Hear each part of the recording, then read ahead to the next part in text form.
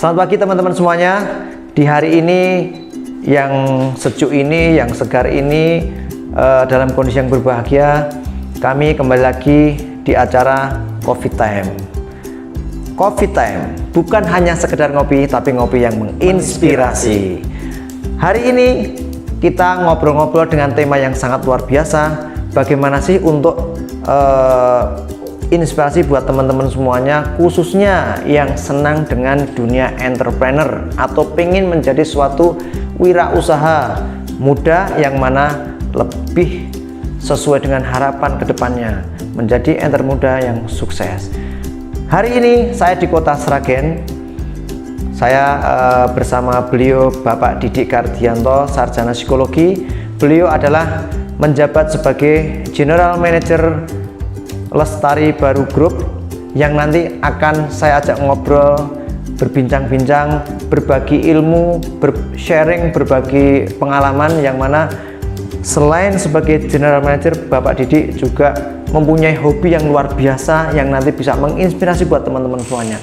Pak Didik, ya, Pak gimana Budi? kabarnya Pak Didik? Alhamdulillah sehat ya. Mungkin sedikit Pak Didik perkenalan buat rekan-rekan teman-teman semuanya.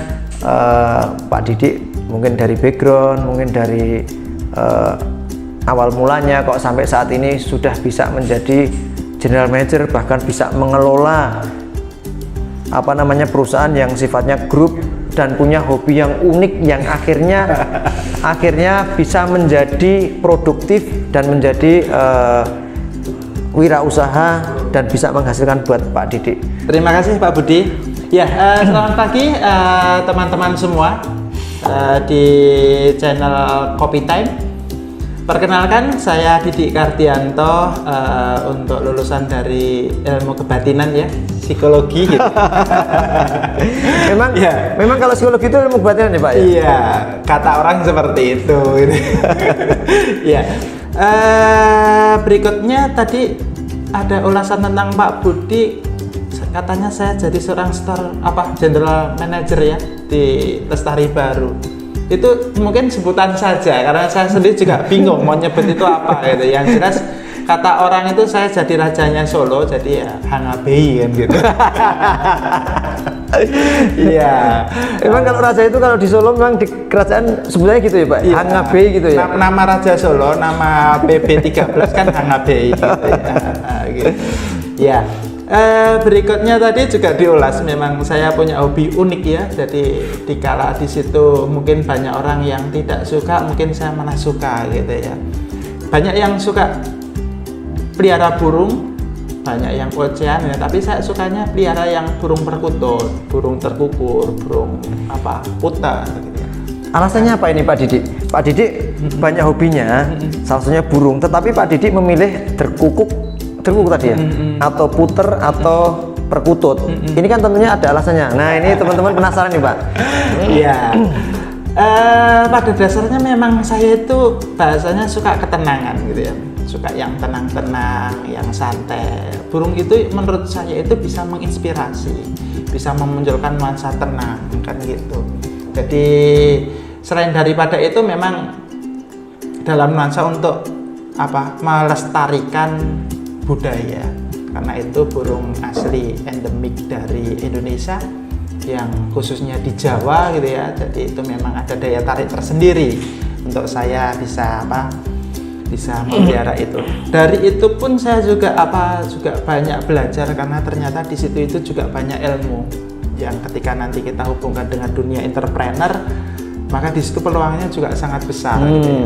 Sangat besar. Dikala di sini banyak segala sesuatu yang belum orang ketahui, ternyata di situ itu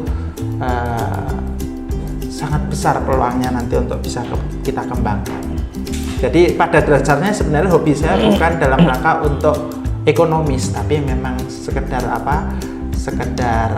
sebagai hiburan. Tetapi di situ secara tidak sengaja, tidak langsung, memang hobi itu ternyata juga nanti bisa menjadi sebuah inspirasi, memunculkan sebuah entrepreneur, sebuah lahan bisnis kan gitu. Berarti boleh disebut kata lain hobi yang produktif gitu ya Pak? Iya. Wow. Jadi seorang entrepreneur memang ada dasar basicnya nanti kan ini ya Pak Budi. Awal mulanya adalah hobi gitu. Ya, ada petani anggrek gitu ya. Awal mulanya adalah hobi menanam anggrek. Tapi ternyata setelah anggreknya banyak, kalau hanya ditampung di kebun lama-lama juga penuh kebunnya gitu ya.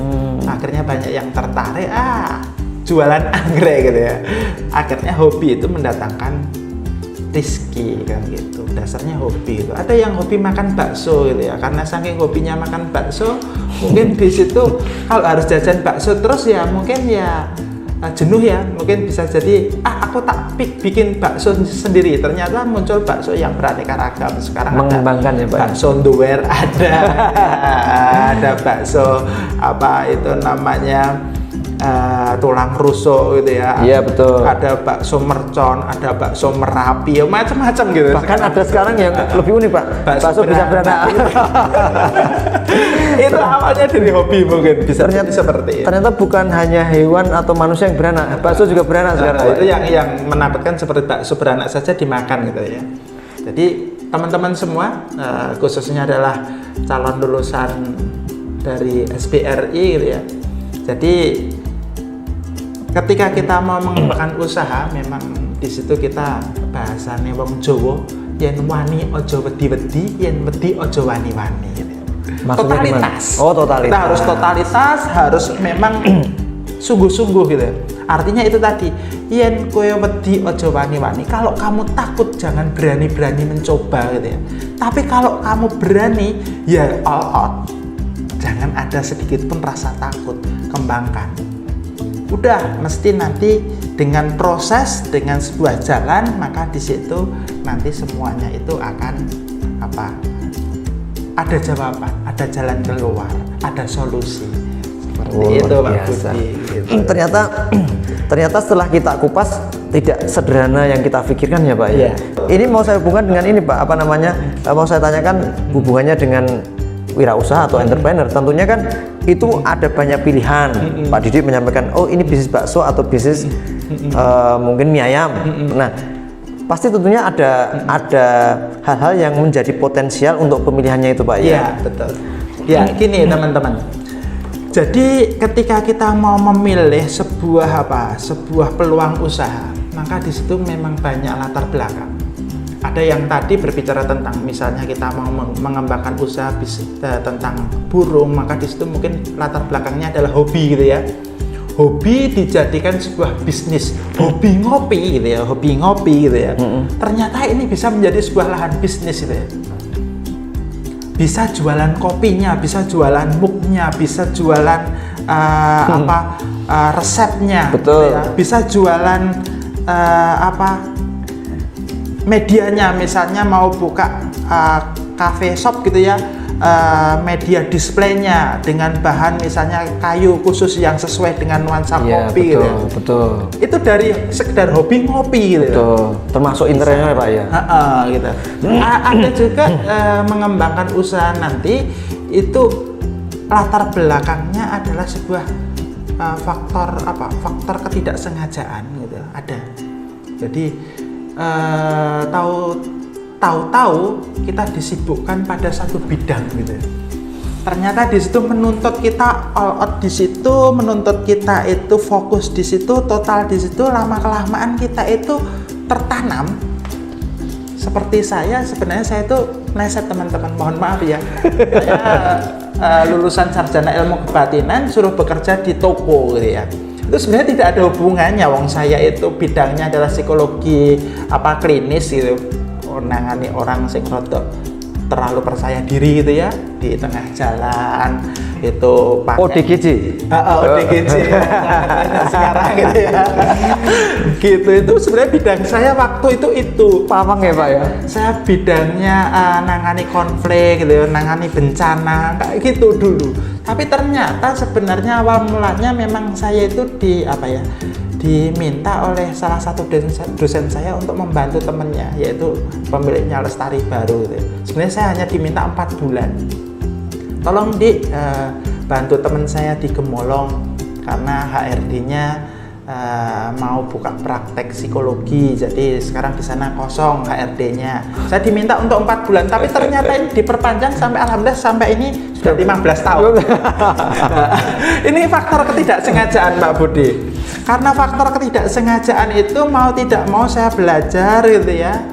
Saya ikut terjun dalam praktek bisnis retail gitu ya. Nah di sini akhirnya gitu ya, akhirnya dalam pengembangan saya di rumah, saya pun juga kurang lebih 1,5 tahun ini gitu ya, saya juga mengembangkan toko di rumah gitu. Oh ternyata punya toko juga Pak? Iya, jadi baru 1,5 tahun Pak Budi, baru 1,5 tahun, tapi di situ menurut saya progresnya bagus, sekalipun ya kalau langsung ilmu terapan dari pekerjaan saya mungkin tidak cocok gitu ya. Tapi ini masuk di hobi atau enggak Pak yang toko ini Pak? Sebenarnya enggak. Oh sebenarnya enggak? Sebenarnya enggak, karena ketika kemarin atau dulu itu kita memutuskan mau mengembangkan usaha, karena hobi saya itu atau bahasa saya adalah kesukaan saya itu di pertanian, kesukaan saya itu di peternakan gitu ya. Saya sebenarnya mau mengembangkan usaha itu, tapi ternyata secara evaluasi gitu ya, itu menurut saya saat ini belum cocok. Akhirnya ada 2 opsi, saya buka toko kelontong atau saya buka toko pakan ternak gitu ya. Ternyata toko pakan ternak gagal. Kenapa? Karena istri saya itu enggak berani dengan yang namanya ulat, enggak berani sama jangkrik gitu. Kacau ini ya. Yaudah akhirnya toko kelontong gitu ya. Yaudah. Akhirnya kita mengembangkan toko kelontong. Modal kita pertama kali waktu itu semua tabungan kita kuras, totalnya kurang lebih sekitar 40 juta. 40 juta itu untuk beli etalase, buat renovasi rak itu habisnya sekitar 8 juta, masih 32 juta. Tak bangun ruangan itu hanya kira-kira 4 kali 3 gitu ya. 3 kali 4 itu tak isi barang dagangan senilai 32 juta itu masih gelondang. Iya gitu. Ini memang jadi ini ya, jadi tantangan tersendiri. Akhirnya ya di situ kita bersama-sama dengan istri patutnya keuangan kita itu satu hari mungkin sampai pusing kita putarkan gitu ya. Kita satu hari itu dapat uang 200.000, ya udah apa yang dibutuhkan 200.000 kita berikan lagi dulu gitu. Kita putar terus loh, layaknya seperti itu, sehingga 3 bulan pertama toko seukuran itu dengan modal 40 juta, alhamdulillah menurut saya progres yang sangat bagus. Omset saya sudah bisa sampai 2 juta. 2 juta per hari ya Pak? Per hari gitu. Dengan modal 40 juta. Menurut saya itu luar biasa gitu. Akhirnya mau tidak mau saya berpikir untuk pengembangan. Nah sekarang alhamdulillah sudah sedikit saya konsep pakai kasir, saya pakai rak display, gondola, customer bisa swalayan, ambil sendiri-sendiri, bayar di kasir. Alhamdulillah seperti itu. Ini 1 tahun. Ini tanya Lestari baru pindah di sana ya Pak ya? Enggak. Gitu. Konsepnya. Enggak. Penentuan nama pun juga asal gitu ya. Ya tokonya dikasih nama apa? Mau dikasih toko nama Laris, sudah ada Laris gitu ya. Mau dikasih nama toko Pintar, sudah ada namanya toko Pintar. Dikasih toko apa? Nama toko apa ya? Yus kasih nama toko MR. Apa itu artinya Pak? Apa itu MR? Murah gitu aja ya. Jadi memang slogan kita kita selalu ingin murah gitu. Ternyata menjadi daya tarik tersendiri gitu ya. Sekalipun kita jualan barangnya mahal, karena toko kita MR ya tetap murah. Beli di mana murah. Ya itu. Tapi kita tetap komitmen untuk bisa menyelenggarakan untuk barang dengan harga murah.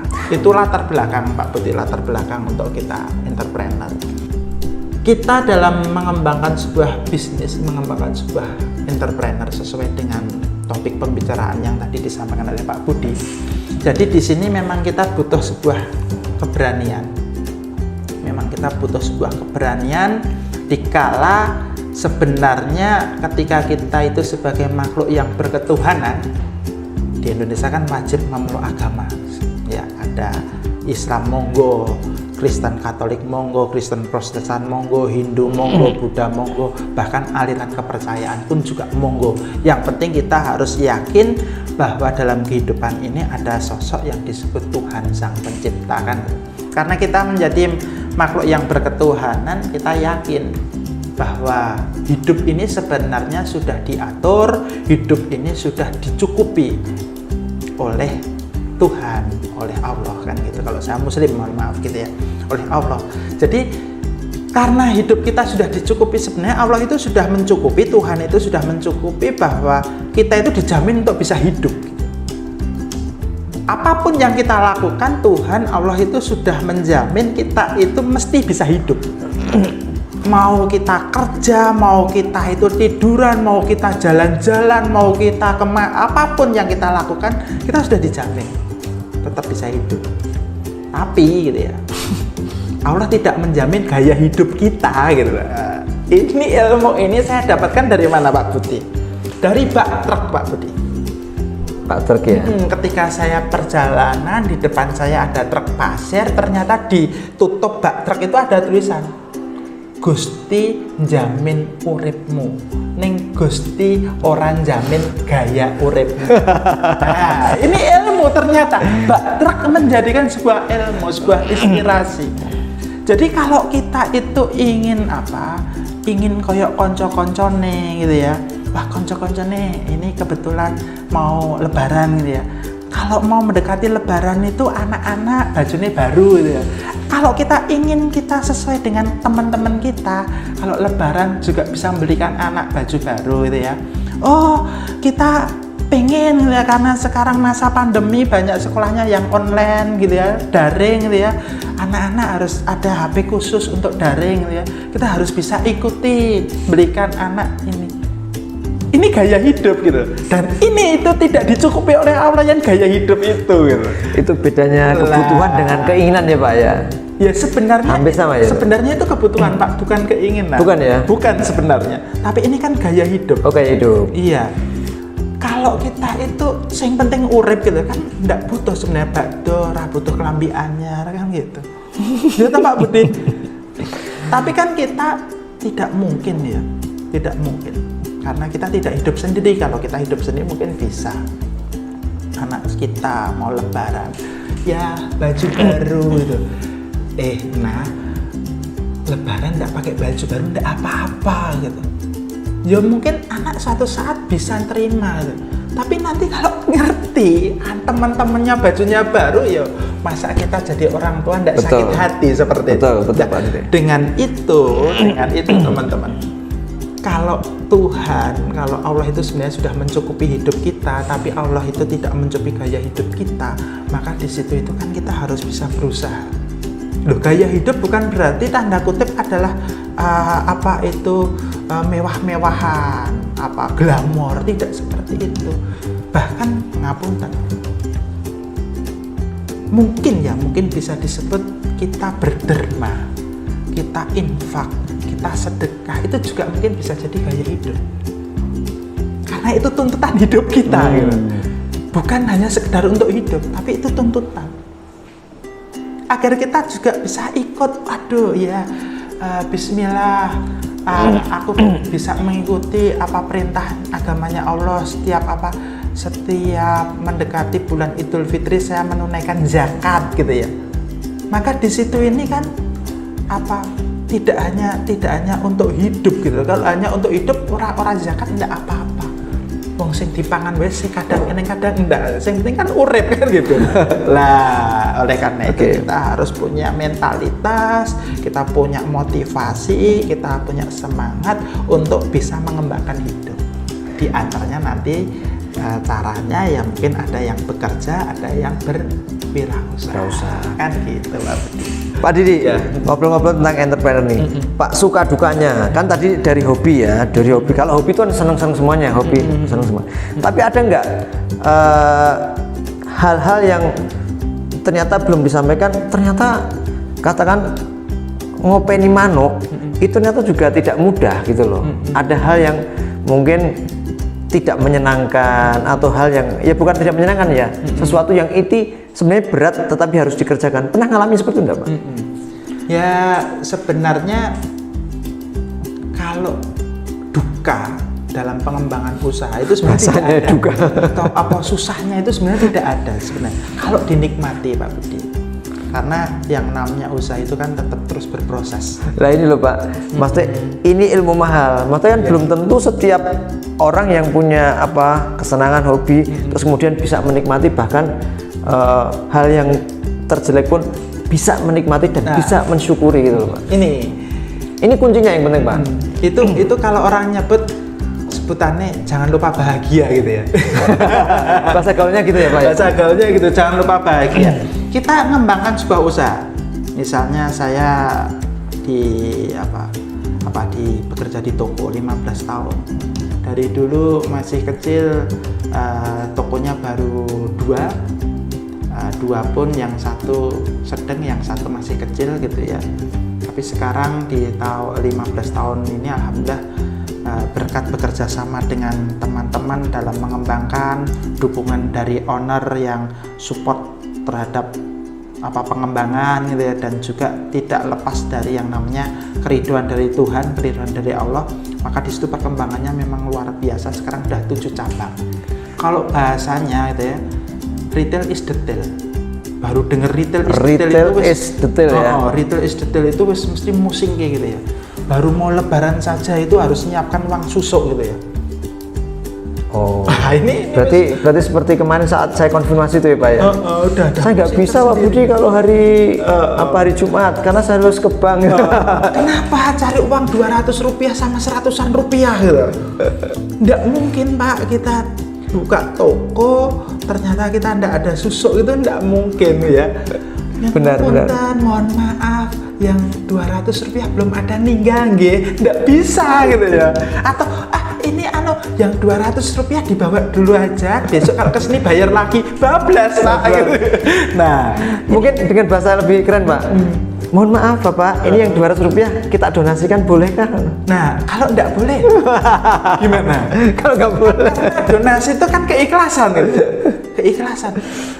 Lah donasi, nanti penyaluran donasinya kemana? 200 rupiah mungkin ada yang bisa pertanggung jawabannya ya Pak ya. Gitu. Makanya tadi retail is detail ya Pak. Iya, gitu. Itu baru tentang uang kembalian.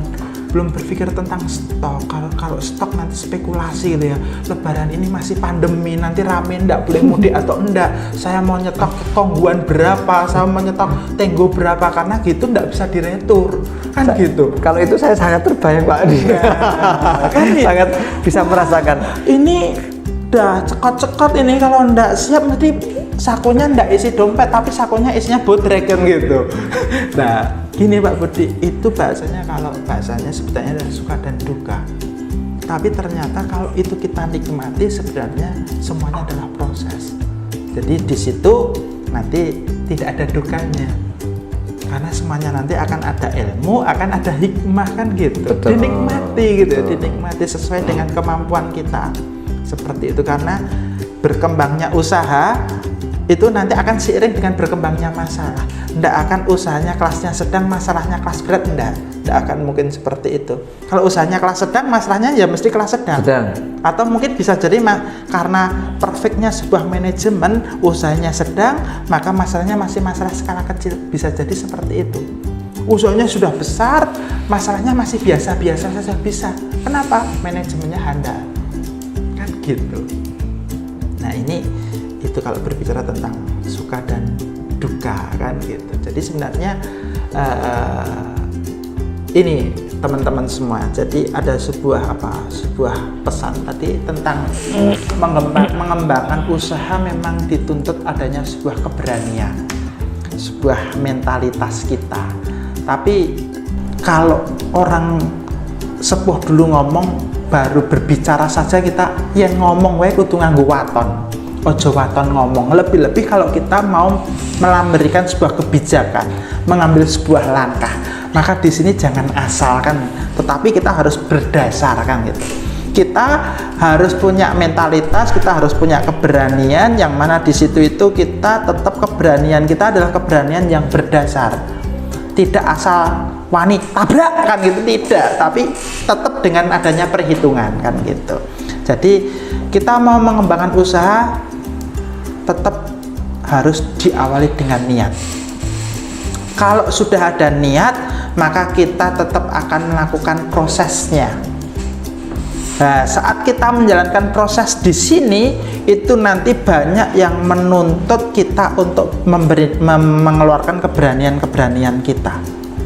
Berani enggak saya itu untuk mengembangkan toko atau membuka toko, misalnya kalau kita mau bisnis toko ya, ukuran misalnya 7x7 gitu ya. Nah, itu Pak Budi, satu keberanian. Jadi jangan takut.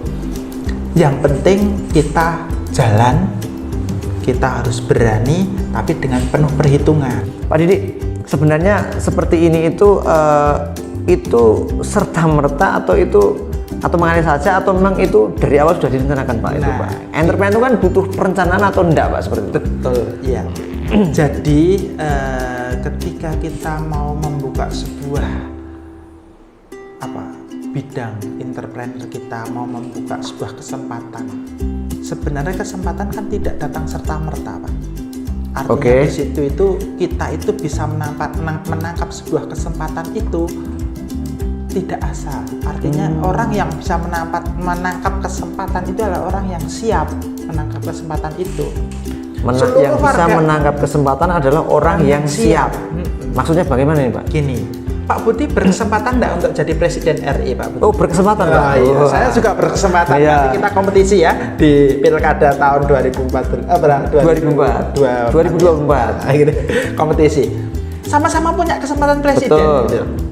Tapi mohon maaf, mungkin Pak Budi karena kesiapannya belum melu partai aja ndak kenal gitu ya. Piye kan gitu. Nah, saya juga tidak siap itu kan gitu. Karena kita tidak siap, maka ya kita tidak akan pilih jadi presiden. Kan gitu. Kita gitu ya, ada kesempatan ditawari, aku punya kios nih. Daripada kiosku kosong, dah kamu pakai, mau untuk usaha apa gitu. Kalau kita itu sudah punya pemikiran, punya kesiapan, matur nuwun, terima kasih, tak ambil kan gitu ya. Lanjut ya Pak ya. Dutulan apa? Aku mau jualan A, B, C, D, E gitu ya. Tapi kalau kita tidak siap, sudah fasilitas tadi, kesempatan tadi, lewat begitu saja, dadah kan gitu. Karena apa? Karena kita tidak siap. Betul. Berarti agar kita nanti punya banyak kesempatan, maka di situ kita harus banyak mempersiapkan. Kan gitu. Apa yang kita persiapkan?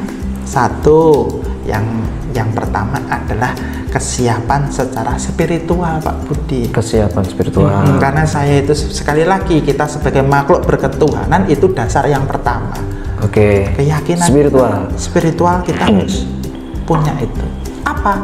Kita banyak-banyak menanam kebaikan, banyak membantu, banyak beramal, banyak bersedekah, amalan-amalan perintah-perintah agama yang berupa perintah kita jalankan, yang berupa larangan kita tinggalkan gitu ya.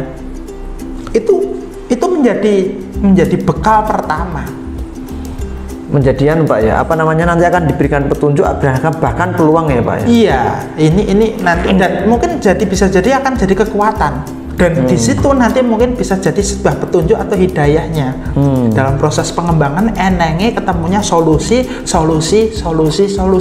tidak masalah, tapi solusi gitu loh.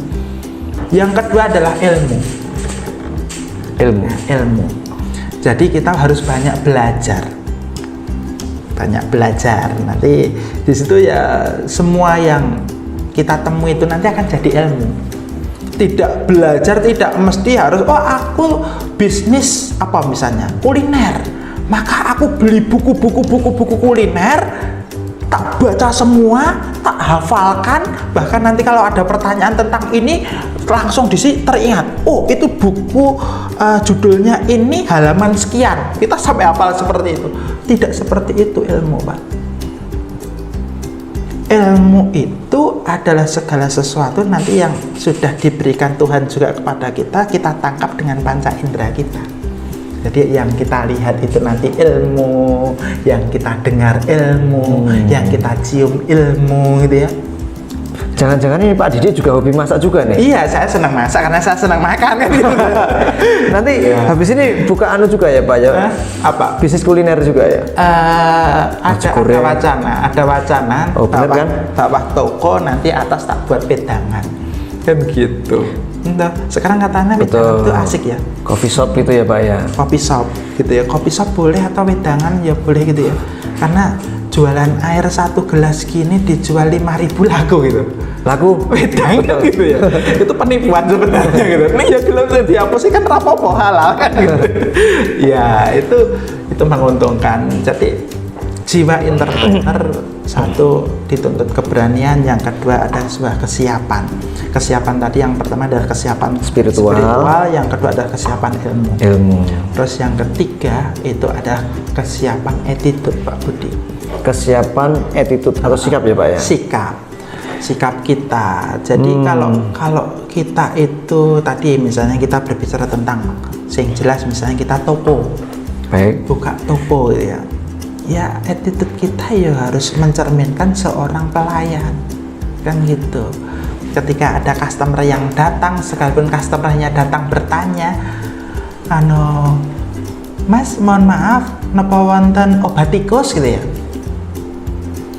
Obat tikus mboten wonten niku Bu, pangapunten dereng enten mangke insyaallah kula siapke obat tikus. Sing sae niku obat tikus mereke napa nggih Bu? Ini bagus.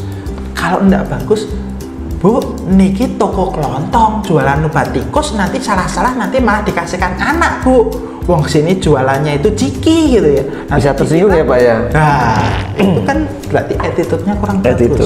Ini jadi itu yang penting kita yang pertama tadi punya keberanian, punya mental spiritualitas kita, keyakinan kita yang kuat, punya ilmu. Setelah itu berani untuk terjun terjun sih.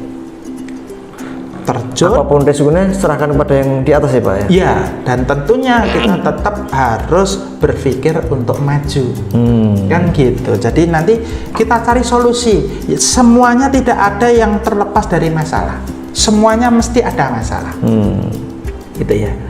Tapi masalah tetap akan ada solusi kan gitu. Wah, menarik sekali ya ngobrol-ngobrol dengan Pak Didi. Ternyata untuk menjadi entrepreneur atau mental-mental yang dibutuhkan seorang entrepreneur itu banyak hal ya Pak ya? Iya. Bukan hanya sekedar modal, kemudian strategi. Ternyata tadi ada hubungannya harus mempunyai spiritual, kemudian ada ilmu, kemudian juga ada keberanian. Iya. Attitude juga. Sebutannya banyak, tapi dalam tanda kutip bahwa yang perlu dipersiapkan banyak itu jangan menjadikan sebuah beban, jangan menjadikan sebuah ketakutan, bahkan sebutannya jangan kalah sebelum bertanding kan gitu. Karena proses jalannya usaha itu kan terus berproses dari start. Ada startnya, tidak ada finishnya, kan gitu. Karena ini proses terus. Jadi kita berbicara, wah ternyata yang perlu diperhatikan itu banyak ya. Iya, karena ini prosesnya tadi. Tapi pada dasarnya yang namanya usaha itu tidak susah. Oke, Pak Didi, kau tadi kan untuk mengawali suatu wirausaha atau menjadi seorang entrepreneur itu sampai berani melakukan atau membuka suatu usaha baru. Sekarang Pak, kalau sudah dijalani, sudah berani untuk memaintain agar supaya konsisten, harus sabar, harus istiqomah, itu kan harus punya ilmu tersendiri tuh. Mungkin saja ada kejadian seperti ini, bukanya sudah bisa, tapi kok usahanya nggak rame ya, tapi kok nggak menguntungkan ya.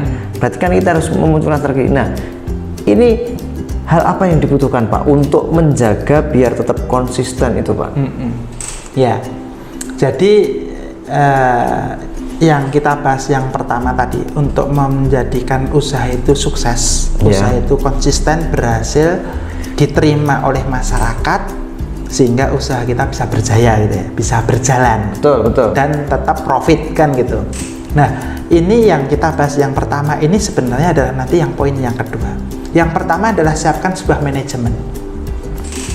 Siapkan sebuah manajemen. Ya. Manajemen itu adalah bahasa yang kelihatan tinggi gitu ya, tapi juga kembali pada sesuai dengan ukuran kemampuan kita. Karena dengan manajemennya usaha, maka di situ nanti usaha kita berjalan, tapi kita tetap bisa bahagia. Ada sebuah prinsip gitu ya, prinsip owner saya itu, toko tetap berjalan sekalipun saya jalan-jalan. Oke. Iya.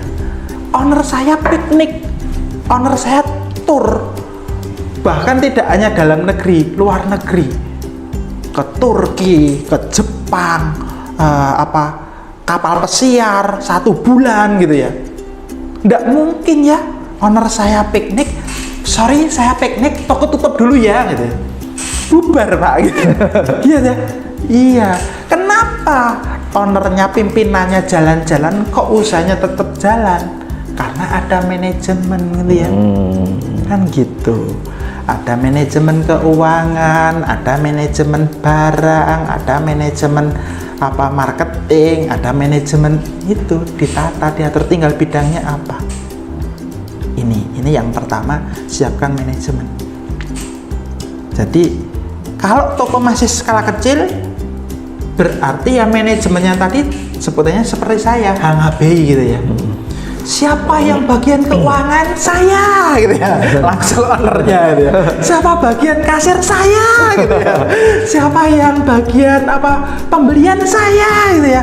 Siapa yang bagian lipat kartu? Saya gitu ya. Siapa yang bagian ngepel? Saya gitu ya. Karena skalanya masih kecil kan gitu. Tapi sudah ada pembagian, pekerjaannya hariannya adalah ini gitu ya. Udah, nanti kalau sudah dijalani insya Allah tetap akan berkembang. Pak Didi. Iya. Nah, yang menarik dari obrolan tadi, ini saya jadi terinspirasi pertanyaan. Bagaimana sih Pak untuk membuat orang-orang atau teman-teman semuanya itu menjadi produktif? Apakah harus berwirausaha atau boleh dengan kata lain berkarir di perusahaan atau bekerja di perusahaan gitu Pak? Mungkin seperti apa pandangan dari Pak Didi ini? Ya, terima kasih Pak Budi. Jadi orang atau produktivitas ya. Jadi baik itu kita bekerja ataupun kita itu berwirausaha, sebenarnya harapan kita harus produktif. Kita bekerja, maka di situ itu owner kita, pimpinan kita atau tempat pekerjaan atau perusahaan kita itu menuntut kita itu untuk bisa memberikan sebuah produktivitas kerja kita. Oke. Lebih-lebih ketika kita itu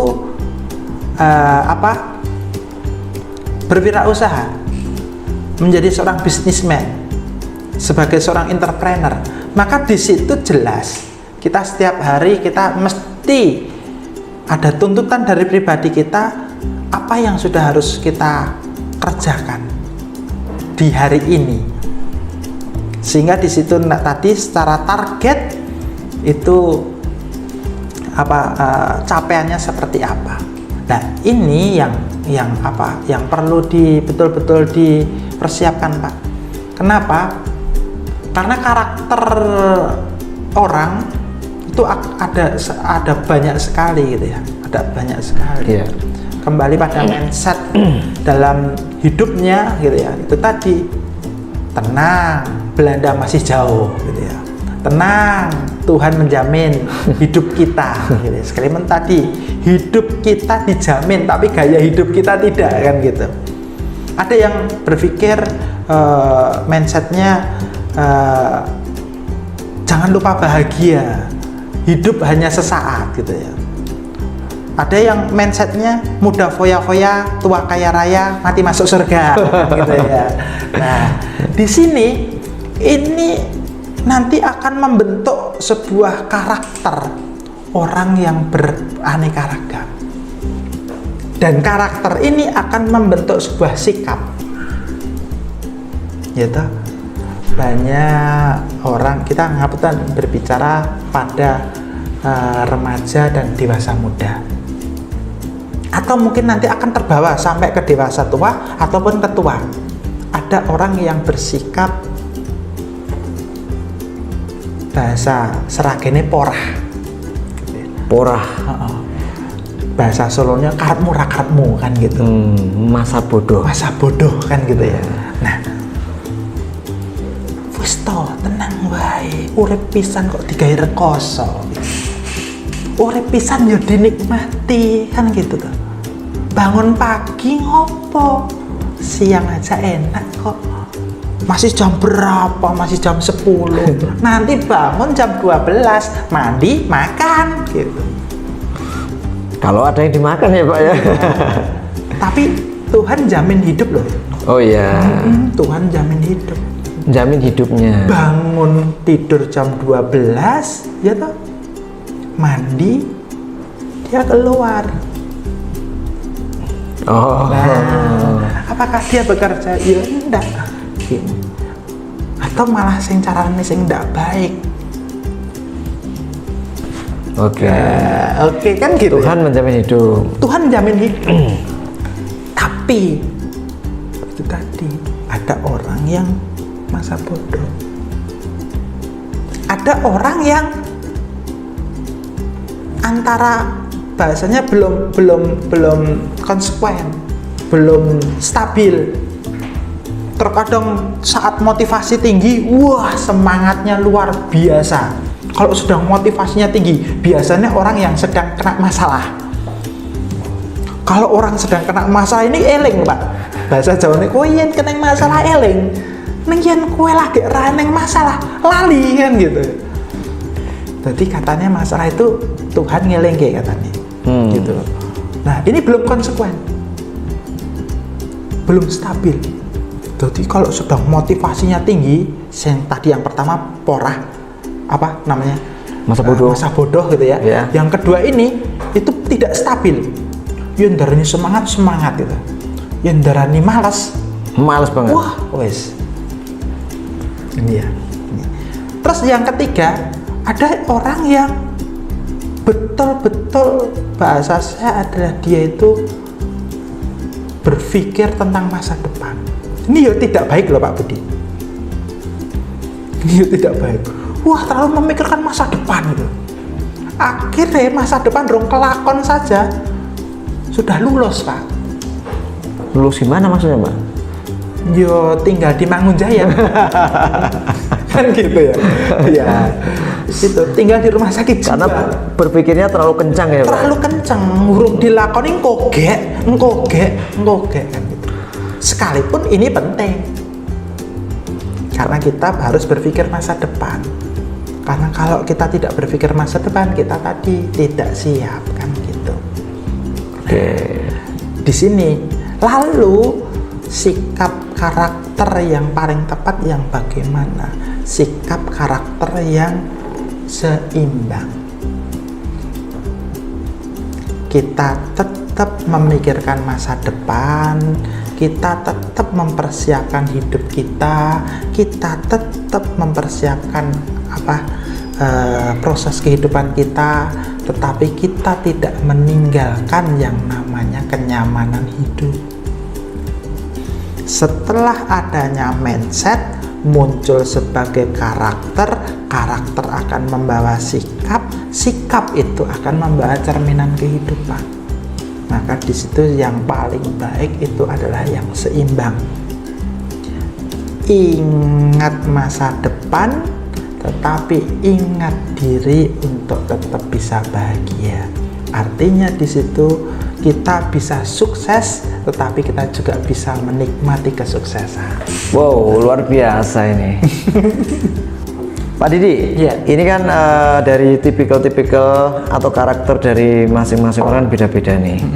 Nah, apakah setiap orang itu harus mempunyai usaha atau menjadi seorang wirausaha, atau boleh berkarir, atau bahkan mungkin malah dua-duanya Pak Didi? Ya, itu proses ya Mas, itu proses kehidupan ya Pak Budi. Jadi ada orang yang jadi karyawan gagal, artinya jadi karyawan yo produktivitas kerjanya tidak bagus, akhirnya di PHK gitu ya. Ada yang ngembangkan usaha apapun selalu gagal gitu ya. Nah, kok sulit sekali Pak, nggak ada pilihannya. Itu namanya proses kehidupan. Tetapi pada dasarnya memang setiap orang itu diwajibkan adalah untuk usaha. Setiap orang diwajibkan untuk usaha. Ya. Usaha yang dimaksud itu mungkin lebih diperjelas Pak Budi. Jadi bidang ya Pak, bidang pengembangan kita itu ada banyak faktor, ada banyak bidang. Sektornya juga banyak gitu ya. Tadi ada sektor dagang, ada sektor jasa, ada sektor pertanian, ada sektor perikanan, ada sektor kuliner, ada sektor konten, sekarang online gitu ya. Iya. Ada sektor misalnya seni gitu ya, penyanyi, pemain musik, pemain wayang orang, pemain ketoprak gitu. Sektornya banyak sekali. Di sini kita sebagai manusia seharusnya harus bisa melihat jati diri kita. Oke. Nah, kalau kita tidak bisa atau susah melihat jati diri kita datang ke psikolog untuk tes bakat dan minat.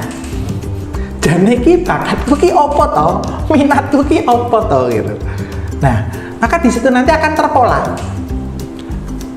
Pak Didi, bakat Anda di ini, minat Anda di ini. Oh, ini orang yang tidak tahu jati diri atau susah melihat jati dirinya, akhirnya datang ke psikolog untuk ikut psikotes bakat minat gitu ya. Akhirnya tahu, oh ternyata gitu ya.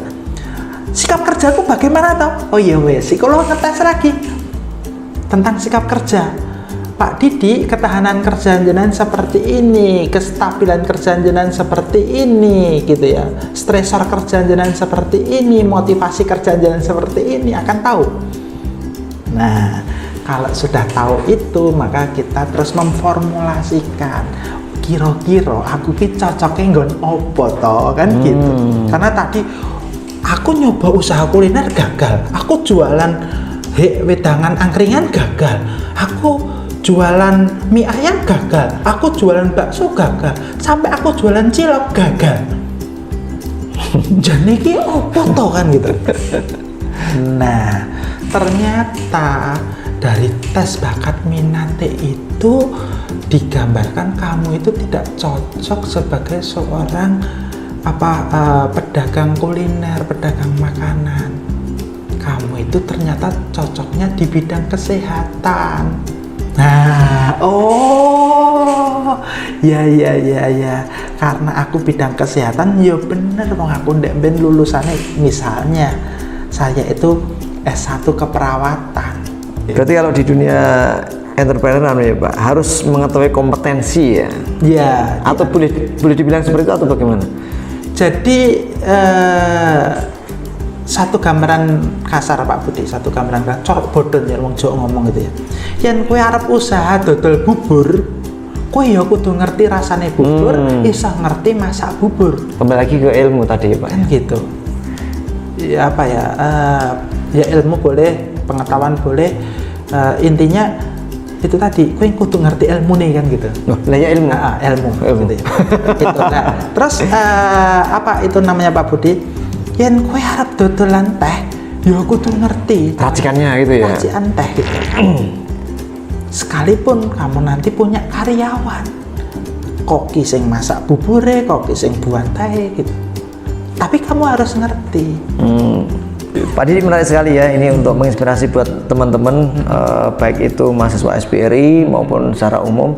Itu teman-teman semuanya, semoga bisa menjadi inspirasi buat teman-teman semuanya. Dan ini obrolan yang sangat luar biasa dengan beliau Bapak Didi. Pak Didi terima kasih. Dan waktu kita sambung kembali di acara Coffee Time Pak Didi. Siap. Coffee Time bukan hanya sekedar ngopi, tapi ngopi yang menginspirasi.